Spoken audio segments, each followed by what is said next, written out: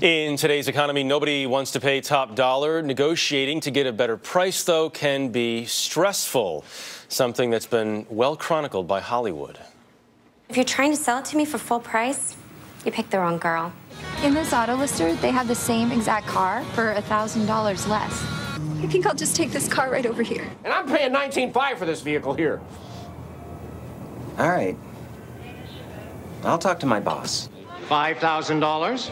I had no idea it'd be so much. I won't pay it. Well, that's all right. We can just put it right back in there. Thank you. We certainly can, Dr. Beckman. No! I'm going to make him an offer he can't refuse.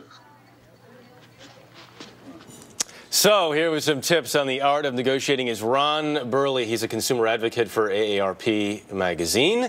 He is also the author of Unscrewed, the consumer's guide to getting what you paid for. Ron, good morning.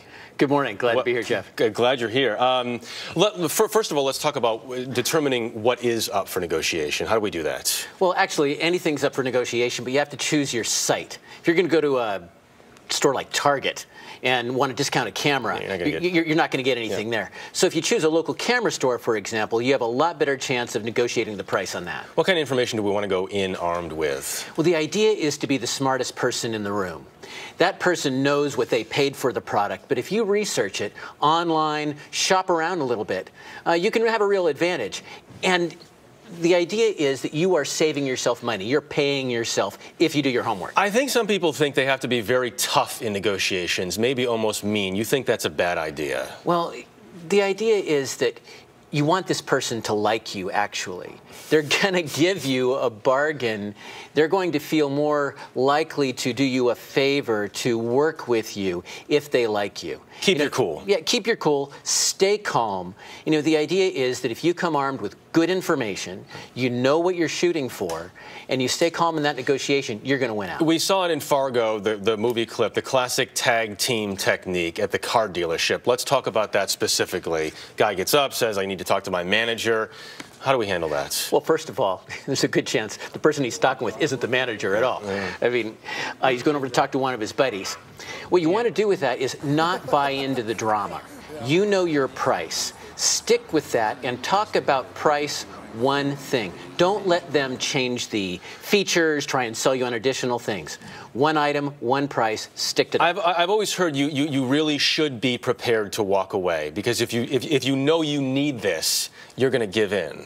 Well, absolutely. And the thing is that, particularly in buying a car, a big ticket item, walk away. You may have invested an hour, but if you're looking to save several $1,000s, it's worth coming back the next day. And the thing is, if you walk away, that tells them they need their money maybe more than you need that product. All right, so you have somebody with you, whether it's a wife, friend, whatever else, good cop, bad cop, does that work?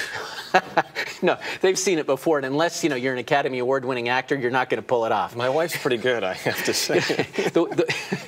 The one movie thing I'd say is be a little bit Jack. If you remember Jack Nicholson in The Shining, talk quietly, directly, and let them know you mean business. That's part of that cool negotiation sort of thing. Are men or women better at negotiating, by the way? Well, actually, it's a mixed bag. I mean, of course, sometimes women have their wiles, and sometimes men can play the buddy thing.